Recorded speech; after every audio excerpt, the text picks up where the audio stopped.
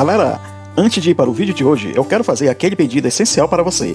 Eu te convido a se inscrever e ativar as notificações para você não perder nenhum vídeo a partir de agora. E se puder deixar aquele like logo agora no começo do vídeo, eu agradeço, porque isso fortalece muito o meu trabalho e afinal de contas não custa nada para você, mas para mim tem um valor imenso. Dê essa força para o canal, pois estou contando com você.